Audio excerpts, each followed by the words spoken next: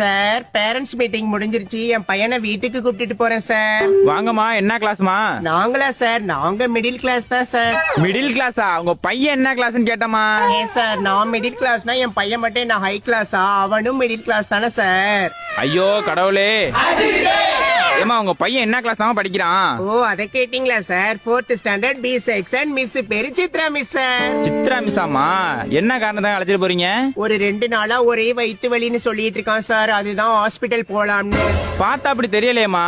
ஏன் சார், வயித்து வலிய பார்த்தா எப்படி சார் தெரியும்? அது வயித்துக்குள்ள இருக்கு. கண்ணா, உனக்கு வயித்து வலி தானடா தங்கம்? ஆமாமா. பாருங்க சார். ஏமா பையன் பேர் என்னமா?